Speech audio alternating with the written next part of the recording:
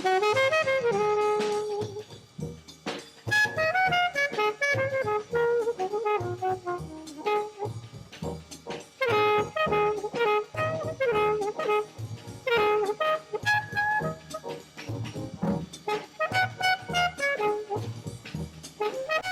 and welcome to another episode of Dr. Phinney's Let's Talk About It. In this episode, we're going to be talking about depression in adults. Depression is a very common disorder that we see a lot in our clinics. As we know, 1 in 4 persons walking the streets has a history of a mental illness ranging from depression, anxiety, schizophrenia. Well, schizophrenia is a lot less. So what is depression? Is depression just feeling sad or just experiencing the blues? That's not depression. Depression is a subjective state whereby the person is not able to function. They feel extremely low in mood. They might be tearful, they might be irritable, they might be angry, they might be experiencing insomnia. That means they don't sleep properly, or they might sleep excessively.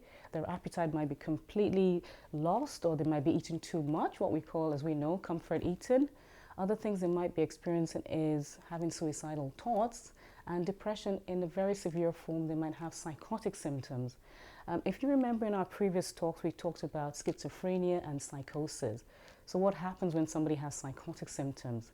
Now, when a person is very depressed and they experience psychotic symptoms, these symptoms tend to be more mood related. That means if they're feeling very low, these psychotic symptoms could be in the form of auditory hallucinations, hearing voices telling them really, really awful, derogatory things.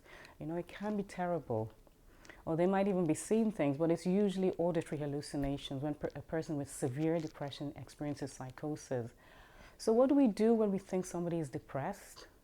Do we just wait and just observe?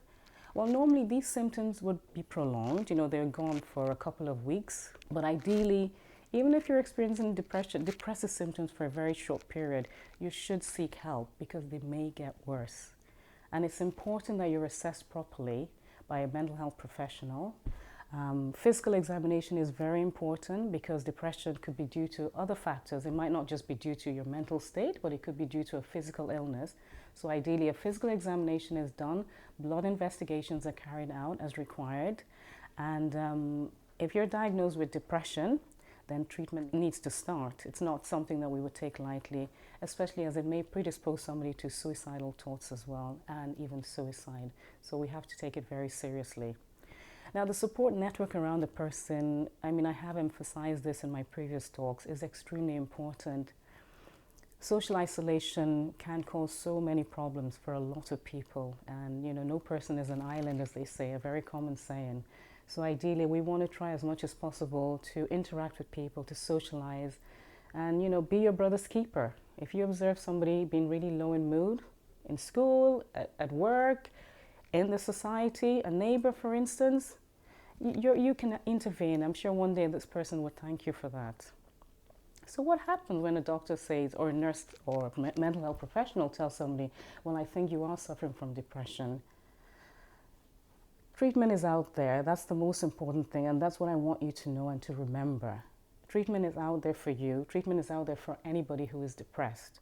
And treatment is in the form of psychology therapy, psychological intervention, medication.